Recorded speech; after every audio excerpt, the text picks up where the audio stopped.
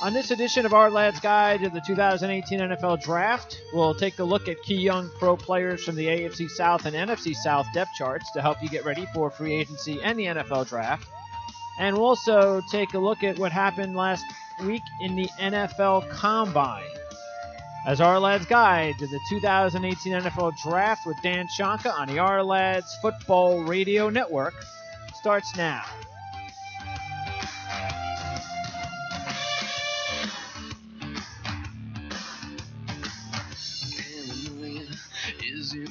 All right, it's Wednesday, the 7th of March, 2018. I'm Greg DePalma. You're listening to the Ourlads Football Radio Network with Ourlads GM and National Scout Dan Shonka, where it's never too early to think about the NFL Draft. So, Dan, you warned last week about always hearing interesting and sometimes bad news from the NFL Combine.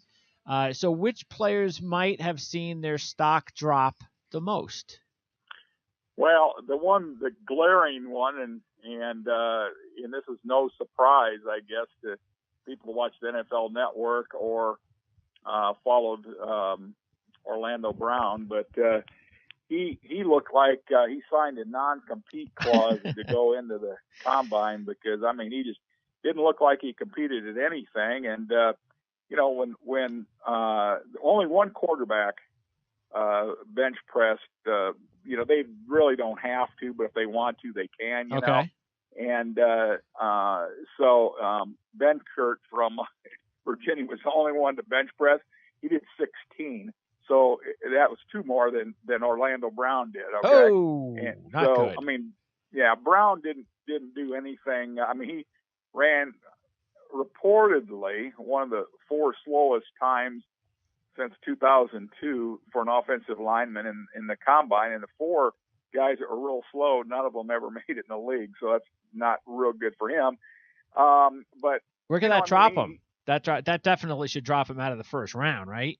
Yeah, he's gone out of the first. And in fact, thing is, I'm gonna have to credit a couple of my scouts. A couple of guys had him in the third round, and I kind of pushed him up there because he's a cab ride to get around. Sure. He's got long arms. He's big. He slides his feet, but he really didn't. He wasn't a big compete guy even on film. And I keep hearing, some people saying, "Well, hey, he did a great job." No, he didn't. He did not do a great job on film. I mean, he was perfunctory on film, but he wasn't any war dog. Hey, if I'm 6'7" and I'm 345, I'm going to make people across from me pay the price. Yeah, sure. And he never did. Yep.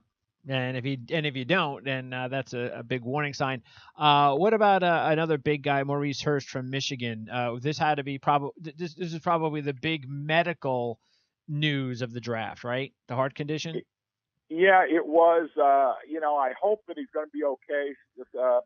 I know a couple other guys in the past have had to do the same thing. In fact, a couple of guys had to wear like heart monitor type things at the they didn't compete in the combine, but they had them stay around, for a couple of days just to wear a heart monitor deal. And then Star Latule from Carolina was one of them, and he ended up being fine. And there's other guys that have had, in the National Football League that have had surgeries on, and I don't know exactly what Maurice Hurst had, if it's similar to what a few other guys have had in the league.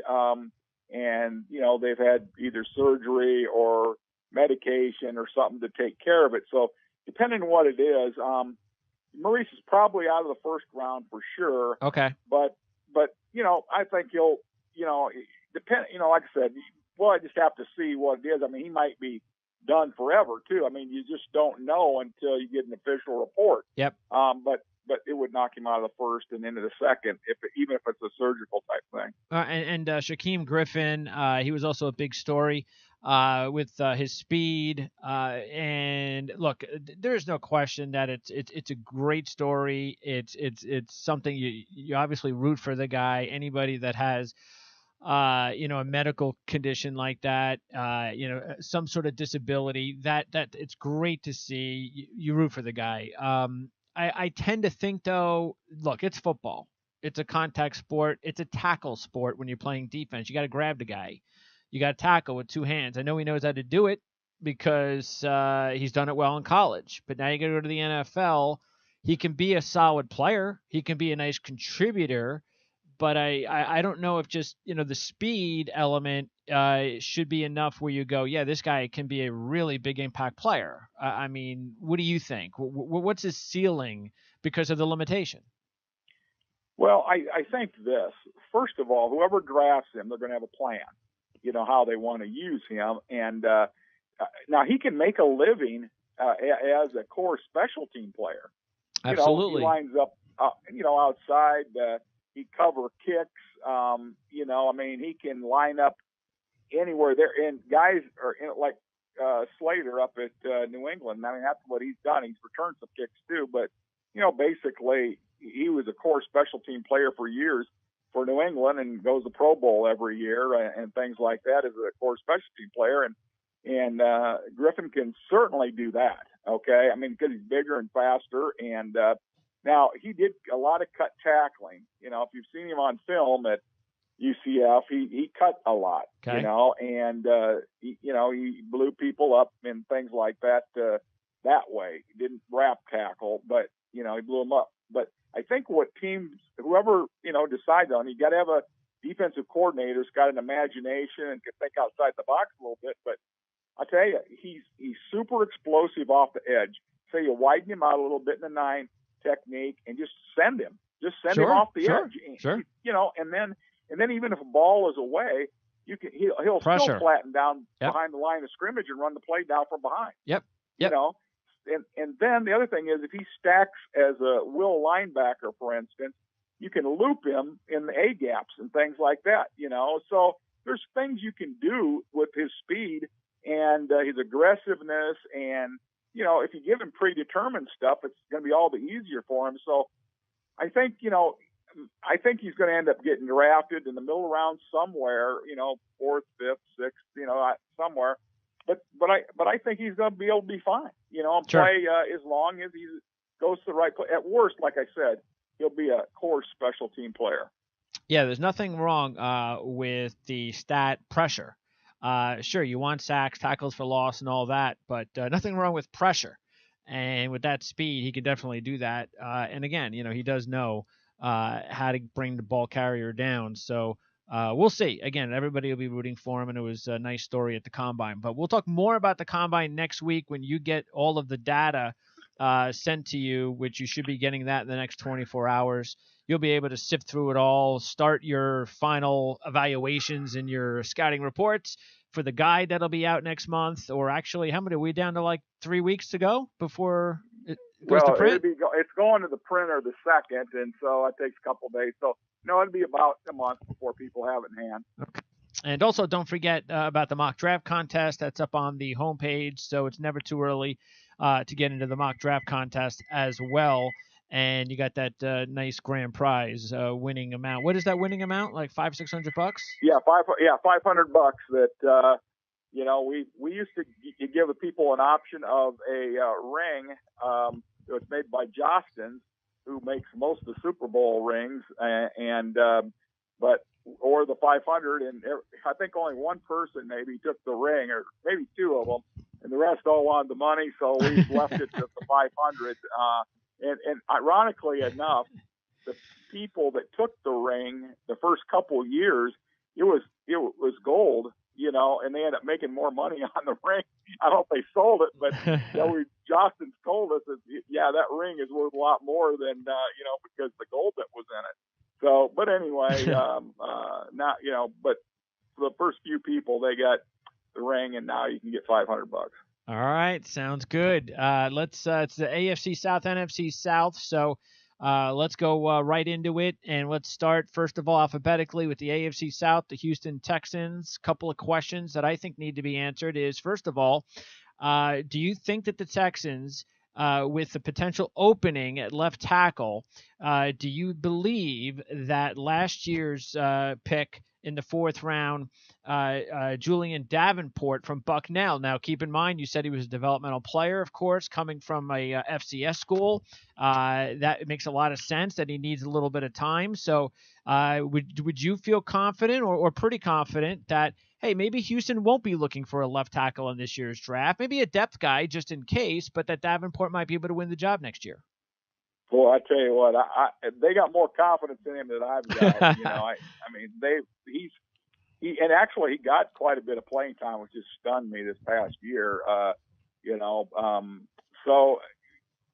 We'll see. Because he's, like I said, I think when they had protected him, they helped him with the running backs and things like that. But boy, oh boy, I'll tell you what, this guy isn't made for prime time yet. Yeah, he needs help. He did play a little bit, as you said, but didn't have a great rookie season. And look, they got Brino Giacomini played last year, so they have some problems out on the outside that they need to fix. They traded Dwayne Brown, so that is still now a big position for Houston. What about the running back position? Lamar Miller's look, he's a good running back. You can count on him type of guy. But they drafted Donta Foreman in the third round last year. He got a little bit banged up. But when he did play early on and in the preseason, he looked pretty good. Do you think he could be their future number one? Well, the thing is, he's got that type of talent. Now, he's not a lateral guy. He's that downhill between the tackles. I think he's a rotate guy. I don't think he'll be a feature guy. Okay. But because of, he didn't really play hardly at Texas, remember, until his senior year, or his junior year. I can't remember if he came out his junior year, but he only played really, and we had one good year, and it's kind of shaping up like that in the pros that, he's kind of that guy that always, teases you a little bit with his talent, and doesn't happen. All right, let's go to Indianapolis, and a lot of stuff happening here. Let's start on offense. Dante Moncrief. He hasn't been able to stay healthy. Of course, luck wasn't there last year. But the kid, when he's on the field, and we saw a little bit of even this year, he's got still the talent that we saw in college. And with the need to have somebody opposite T.Y. Hilton, and the Colts have a pretty big bank for salary cap, would you resign Dante Moncrief and make sure that nobody else outbids you for him, as long as you don't give him some ridiculous contract? Right. In as you recall, Greg, I really liked him when he came out, and he kind of took a while to get going. His rookie year, they didn't, and sometimes you wonder, hey, is the coaching or is the guy having a learning problem or what? But whatever, he sure, kind of came out. So, yeah, the price is right. I would definitely try to resign him because you want to, keep the guys you've had in your program. And understand, I know there's a new head coach and everything, but he's a big receiver. He can run, and, he's a veteran. So if the price is right, I would keep him. All right, sticking with offense and skill position, doesn't look like Frank Gore is going to come back unless the teams out there just don't want him. And then maybe the Colts could bring him back on the cheap. It is a possibility. I'm a little bit surprised that we've heard that they're not going to bring him back, because I think that the Colts should have a veteran rotation guy. But maybe Gore wants the ball, and if that's the case, then okay, let him go. Because they do have Marlon Mack. And when Marlon Mack touched the ball last year, he showed explosion. The question is, do you think Marlon Mack can be a number one feature back for the Colts? Or do you think they have to go second, third, fourth round and bring another Marlon Mack type back along with him, just in case? Yeah, I think that I'm with you. I like Marlon Mack. I think he's just scratching the surface this past year because he showed flashes of what he could do. And what he did at South Florida. But I think, hey, if they got their chance at 3 to get Saquon Barkley, even though they need a pass rusher in the worst way, it's a new 4-man front they're playing. Yes. I think they take Barkley. You know what I mean? So, yeah. But there's a ton. Hey, this is so deep with running backs. I mean, Barkley's the Hall of Fame guy. Sure. I mean, but you got a few Pro Bowlers around there too, and so I think that in the second round, it wouldn't shock me. And they need upgraded talent everywhere, but it wouldn't stun me if they take one of those stud running backs in the second round. Well, look, we've been talking about Barkley since the first show regarding this draft. Probably September, October. You had Barkley on your first booklet as the top player in the draft, and after what happened at the Combine, which was no surprise to you, obviously, I don't think he's going to be there for the Colts. I mean, I just don't see it. I think the Giants will take him if he's there. They'll stick with Eli Manning, and he might not even get past the Browns at number 1. He shouldn't. Yeah, he shouldn't. And you're exactly right, Greg. I mean, I guarantee you, if he's there when Dave Gettleman's picking at 2, yep, he's a New York Giant. You know what I mean? Yeah. You just take that to the bank. So, but Cleveland shouldn't pass on him. You don't pass on a Hall of Fame running back. So no, they can get my guy at 4. I'm convinced of that. So, hey, roll the dice, and if not, then have a fallback guy like Rosen maybe. But I still think you can get, or hey, if you want to insure it, hey, have the Browns move up, trade a second, and something. Now they got 12 or 13 picks. That's 12 true. Picks, so that's true. Hey, they can insure themselves 1 and 2. Yep. If So anyway, they'll make the their Giants fans probably happy. would be happy to get a couple more picks, knowing Dave. So. All right. So by the way, the Colts offensive line has been an issue for years, but I actually don't think the offensive line is. I mean, it's looking better than it has as long as Mewert can stay healthy, and if Kelly and Mewert can stay healthy, because if they can stay healthy with Costanzo and Haig, I think is a decent ascending type player that can be a good player, not a great player, but a good player. Guy that you can stick in there and be okay with. But I think they need a right tackle, and that's it. I think they got to get healthy with Mewert and Kelly, and I think they bring in a right tackle, and I think they should be fine at the offensive line. Do you disagree? No, I agree 100%. And like you said, though, they got to sign Mewert, and he's got to make sure he stays healthy. Yeah, and true. Yeah. I mean, I don't know how you ensure that because he's been nicked up, but no, he's one of the top offensive linemen out there in free agency. That tells you what the league thinks about him. And LaRaven Clark just is not been the player that they had hoped that he would be as a 3rd-round pick. Are you surprised that he struggled as much as he has so far? Well, the thing that he could do is pass protect, but it scared me. Those guys like that, like Clark, he scares me on the edge, and they moved him in the guard, and that's probably the best spot for him. And what he is a good rotate guy. If somebody goes down, he could fill in for Haig at guard, or he could fill in at tackle, for a game. But that's what he is. All right. Let's now talk about this safety, the secondary for the Colts. Another situation where I don't think the Colts are that far off, and that's part of it has to do with the fact that their strong safety, Matthias Farley, had such a big year last year for them, which was kind of surprising. But Hooker, if he stays healthy, I mean, when he plays, he looks the part. You've got Quincy Wilson, who was a 2nd-round pick last year. TJ Green was a 2nd-round pick in 2016. If they re-sign Rashawn Melvin, which I believe they will, that's another part of of this team that probably isn't that far off. What about some of those young players, though, in that secondary? Are you really surprised that Farley played well for the Colts last year? Well, the thing is, when I see a guy end up looking better than you thought he would, to me, he's in the right scheme and he's under a new coaching staff. Sometimes you're at a place that gets a little stagnant, and they're thinking of.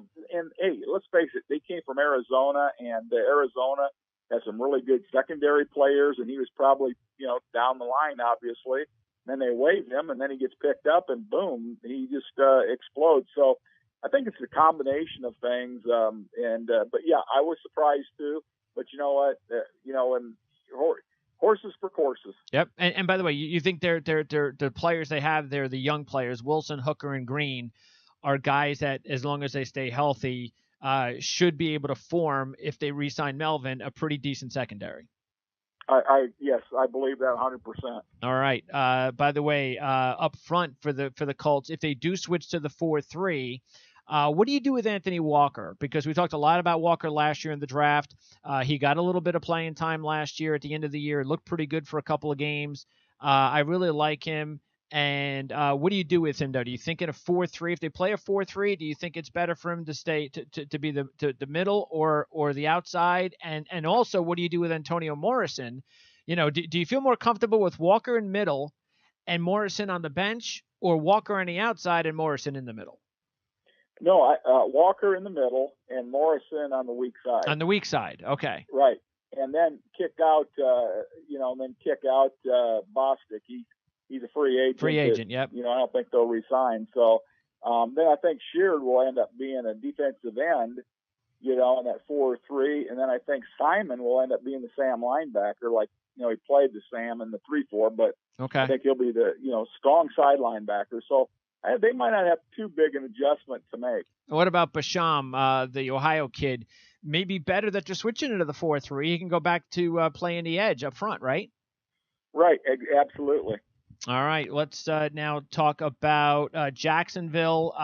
Do you believe? Couple things with Jacksonville. First of all, Bortles. He's not young anymore. He's got enough experience.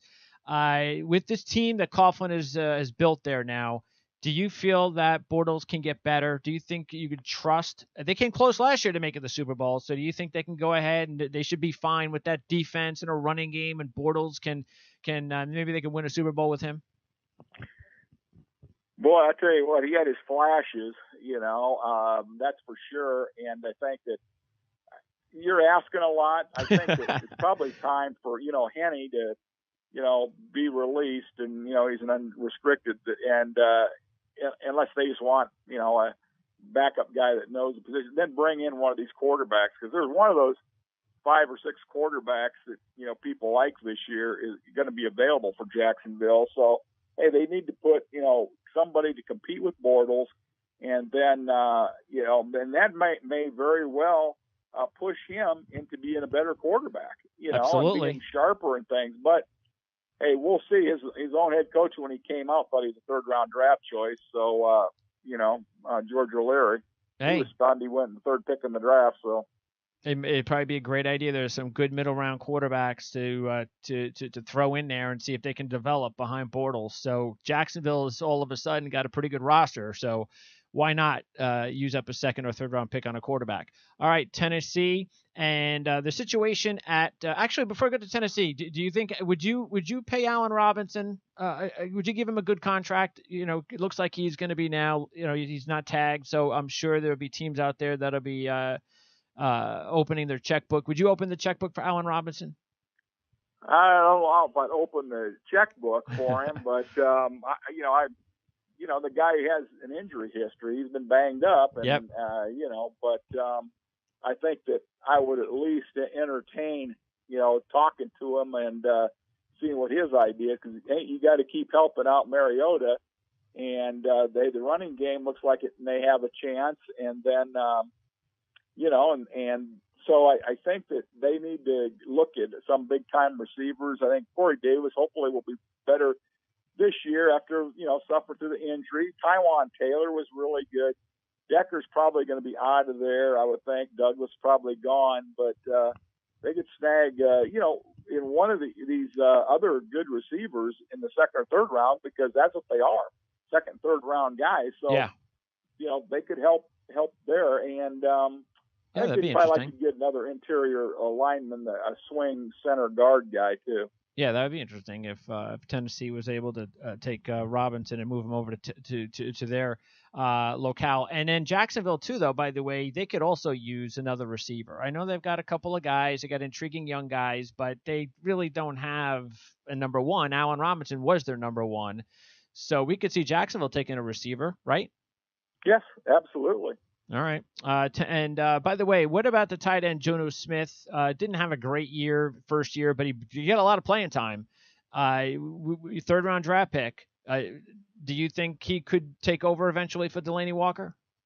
Well, it all depends on how they play him, because, hey, Supernaw is not any, rolling ball butcher knives. And but Smith, his big thing is catching the ball. That's what he can do. He can catch the ball. So, Walker, it was a little more than that. And but hey, I'll tell you what, Smith, if he takes another step forward, I was stunned he went in the 3rd round, to be honest with you. So, and then he did get some playing time, so he got some development, but we got to get more out of him as a blocker.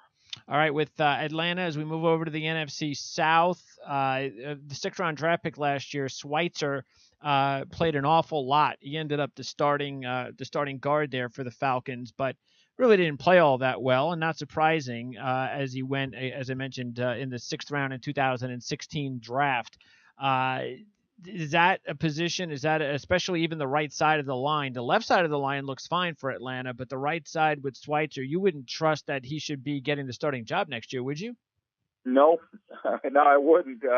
No, they need to get some more help in that offensive line. I mean, of course, I like Jake Matthews. I think they tried to put Sambrello over there, and I've never been. I mean, Sambrello got overdrafted at Denver, and then they, kick him out of there, and then, he's a backup guy. But I know people have tried him at guard and stuff, but I think they're going to have to draft somebody else. I mean, I'm still shocked that Schrader can hold his own there at right tackle, to be honest with you. Yeah. But yeah, Schweitzer he's just a backup guy right now. And they overdrafted for Deshawn Hall last year, didn't they? Yeah, they did. And, he's been an injury guy, and he's got some ability, let's put it that way. And I think they might have drafted him as a swing guy, maybe not being a starter, but with the idea that, hey, he can play all 5 positions up front. So I think he might be more the swing guy, but it's going to take a while for him to be a starter. Austin Hooper was a 3rd-round pick in 2016, got a little bit more playing time last year, pretty much the number 1 guy. Do you trust that what they have right now, they've invested a 3rd, a 4th, and a 5th the last several years at the tight end position, but ever since Tony Gonzalez has left, Matt Ryan hasn't had that big-time tight end or anybody that has anywhere near that type of talent, and Hooper is really not that guy. Do you right? I mean, that's not somebody that you should just sit on, right? No, he's just a receiving option, and but I still can't believe they drafted the Tolino kid out of Stanford either. I mean, he was just big and stiff, and he didn't have great hands, and they took him in the 4th round. But if he leans on people as a blocker, I guess that's what they're hoping for, because he is massive, about 6'8", and he's just a huge target and stuff. And then Saubert is a backup kind of H-back guy that started out slow and things, but he may have something up there, but I can't see him starting. A couple of guys that were drafted last year on defense for Atlanta, Duke Riley at linebacker and Takaris McKinley. They were both taken 1st round McKinley, 3rd round Riley. McKinley played better than Riley did last year. And he also got a little bit more playing time, which was expected. But McKinley should be able to exceed even more playing time this year. Do you like him down the road as somebody that could be a big contributor for them? Yeah, I mean, he flashed last year. And like I said, he started out, remember he had that injury at the start of the season and things coming off from the college deal. But, yeah, I think he could, be because Claiborne, I don't think they'll re-sign him. And so I think McKinley, he got the end of the rotation last year, nickel packages, sub packages, and things, and he showed some good things. And he's what they want there. I mean, he's a high motor, great effort guy, all that. So he'll certainly fit in as a rotation type player. And Riley, Riley didn't get an opportunity to play a whole lot, but could wind up as their starter there. But the way they play defense in that scheme, is he fit in there okay? Yeah, he does. The thing is, they got 2 of those linebackers are pretty small. I think if teams decide to line up in 2 tight and come at them, that's where they're going to have their problems, with Riley and Jones, because they're sideline to sideline guy. They can run, cover, explosive guys and things. But, I think that those guys got to get a little stronger against the run. All right, let's now turn our attention to Carolina and their 2nd round pick from last year, Taylor Moton. And Moton got, he being a 2nd round draft pick, and with Carolina, they have a couple of issues along their offensive line. It was a pretty decent unit. They got to re-sign Norwell. Not sure if they're going to be able to afford him or not. I'm sure there'll be a lot of teams out there that'll want his services, maybe even the Giants. But what do you think about Moton's future? Where do you think he should play? Guard. I always thought he should be a guard. He'd go inside and, and at least compete with Trey Turner. But he may go to left guard if Norwell's out of there. Yeah, that makes sense. Yeah. So that may be the move there. But Yep. I think I always felt like he'd be a guard, but I think he had to play tackle last year, as a necessity. But I always saw him as a guard type guy. So you think that was probably the strategy when they drafted Moten, was looking ahead at this point in time. Okay, we're going to lose Norwell. Let's replace him with Moten. I tell you, Dave Gettleman loves those big offensive lineman stuff, and of course he's not now with the Giants, but he drafts those big guys, and Moten's one of those. All right, on defense, what about Deshawn Hall? Deshawn Hall is a player at that defensive end position, and that's a position the Carolina Panthers need a lot of help in. Can he help? Well, he's one of those kind of guys that always tease you because, he played opposite Myles Garrett at A&M, and he flashed and really looked good at times. I thought he was kind of overdrafted in the third round, but, was a workout guy and all that stuff. And but a lot of his numbers were because people were running toward him and away from Garrett. So, I think that if he can take another step forward this year, I guess we'll see. But he's got to step up his game. All right. On the outside, on defense, James Bradbury, probably taken a little bit higher than you thought, a second-round draft pick last year. Even though he played 16, and even though he played well his rookie season for a rookie, but he did struggle an awful lot last year. They counted on him last year, and they also drafted Darryl Worley out of the third round in 2016. What do you think about the cornerback situation right now for Carolina? They definitely need to add another guy, right? They do, and here's the thing, though. At least those guys got some playing time, so Yep. I think you're going to see really good growth this year with both those players, Worley and Bradbury. So, you had your lumps last year, but hopefully you'll be able to make some hay this year. And you like Bradbury a little bit better than Worley, right? Yeah, a little bit. Bradbury's a little bit bigger, but they want those big corners, and they're both good-sized guys. So, but Bradbury's a little more athletic, also. Yeah, Worley was another guy that they drafted a little bit higher than you thought. You had him as like a 6th, 7th round guy, Worley. Right. All right, let's go to New Orleans, and they had probably the best draft last year. They had so many impact guys for them. But what about a couple of guys that probably got lost in the shuffle, including Anzalone, the linebacker that they were counting on as a cover linebacker? He was starting early on in the year before his injury, so we shouldn't forget about him, right? Nope. I mean, that's the thing. That was his MO at Florida. He was always injured, and he started cruising along there at New Orleans with all those good draft picks. I mean, that has to be, if not the best draft New Orleans has had in their history. It's, maybe second or third because they had a few way back in the day. But this is a tremendous group of draft choices last year. I mean, you got Lattimore, you got Williams, and you got Anzalone, and just go on down the line, Hendrickson, so yeah, right on down the line, they really had a good. I didn't even go to Ramczyk and Kamara. Yep, absolutely. And didn't even mention Kamara. Yeah, yeah, great draft. What about another thing that really helped him out last year? Was the defense, and especially up front, because Onyemata and Davison, a couple of later round interior guys, played well for them last year. And, of course, they drafted Sheldon Rankins in the first round in 2016 and then added with the stud Cameron Jordan. And Alex Okafor was an excellent pickup. We mentioned Hendrickson, but talk about those two interior guys, Onyemata and Davidson. They played really well last year. So you feel comfortable that wasn't just a one-year thing? I tell you, both were East-West guys. David was out of Canada. And Tyler Davison was another one. Was high motor, try hard, tough guys, and backing him up was another East-West guy, David Perry. Of course, Hendrickson was an East-West guy.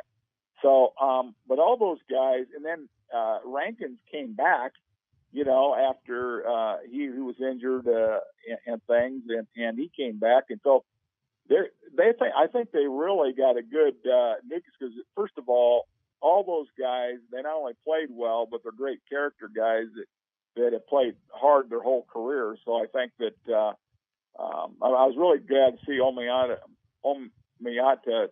Mata play really well, because he had to learn some things. But boy, when he was at the East-Western practices, man, he was a man. Let me tell you. I mean, he was full grown now, and now that he got a year under his belt, I expect him to take it to another level. All right, and then finally, by the way, before we get to Tampa Bay, the last team, we know Drew Brees is coming back to New Orleans. So, though, isn't it time now for the Saints to draft another quarterback? And if so, which quarterback in this draft in the first, say, 2 or 3 rounds do you think might fit best based on where the Saints would be drafting? And let's throw in even a first rounder that could be the future quarterback there under Sean Payton. Well, I'd say whatever quarterback goes there is going to be a lucky duck, because that is the best quarterback coach in the NFL. And I would love to see him get Baker Mayfield, but Baker's going to be gone by, their pick, but because they picked 27th. But that would be the ideal guy for him, in my opinion. But, I think that Mike White from Western Kentucky would be a guy that they could get in the 3rd round. And Sean, he's got to get a guy in there. And when he drafted Grayson out of Colorado State, kind of shocked me, because it didn't really seem like a Sean Payton guy. So maybe, I would think he would have had super input on bringing him in, but he just, I don't know. I was really surprised. I didn't think that would be a good matchup, but I know Sean wants accuracy. He wants great decisions. And down when you're picking a little bit later, or say you're picking now, you're in the 3rd round or so, Mike White is probably that guy. And I'll tell you, I think Kyle Ourlads is somebody that he's going to be looking at. So I think those 2 guys, you kind of look at them, might be good possibilities for New Orleans. What about Mason Rudolph with the 1st round pick? That'd be a possibility also, because he does have accuracy. He makes good decisions. He works really hard. And Sean, he likes a pocket guy. So that, Rudolph could possibly be in that mix. All right. And last is Tampa Bay. What about Jameis Winston? Do you believe he's ever going to really develop into the star quarterback that he had the potential to be with this particular staff? If he just shuts up and plays. All right. I think that there's talent there, but I think he is too distracted by all the outside things around him instead of being just focused on the job at hand. And not that he isn't, but I still think he's, 75% of him's focused, and, another 25%, he's, just out there somewhere. And I think he's got to reel it all in. And, but I think the talent's there. I think he can do it, but, he can't try to make plays that aren't there. He threw interceptions that he had no business throwing the ball. And he's a big boy now. He got drafted in 15. He's got to stop doing that.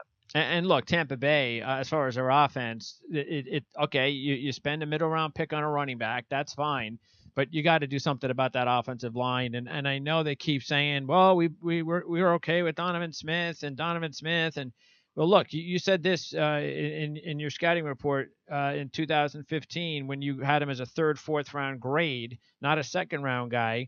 You said he never lived up to the hype, and his effort isn't always there.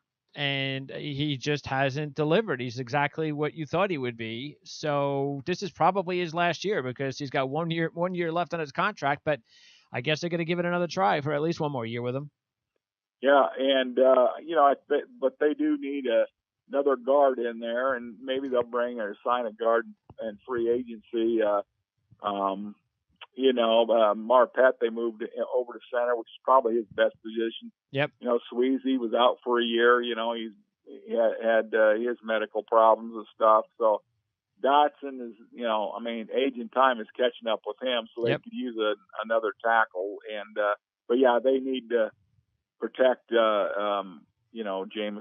All right, and the last the last thing once again is just to remind everybody about the mock draft contest. And you also Of course, we got your latest rankings. We had the pre-combine rankings at Ourlads, and your mock draft. Anything else coming out?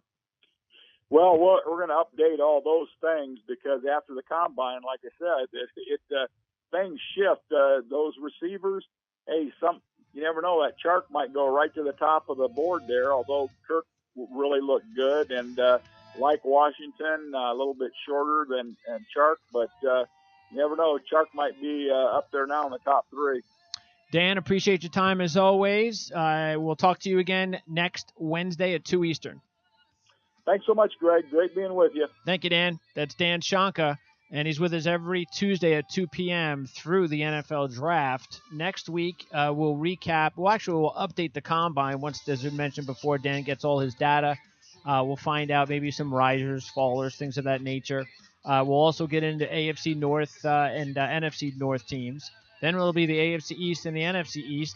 And then the final show of the month will be our mock draft special. We have 2 mock drafts before the draft. One is on the 28th, and the other is on the 18th. We'll have Dan's final offensive rankings on the 4th, defensive rankings update on the 11th, and, of course, you'll have the guides by then. They'll be ready to go in your mailboxes the first week of April. That'll give you almost a month before the draft to do your own research and enjoy all the scouting reports from Dan Shonka at Ourlads.com. So thanks for tuning in. And don't forget to follow us on Twitter at PrimeSN. That is the website that we produce the shows from. And, of course, you know where to reach Dan on his Twitter page. You can also order the subscription of the draft guide by going to the Ourlads website, of course. And we'll see you next time on the Ourlads Football Radio Network.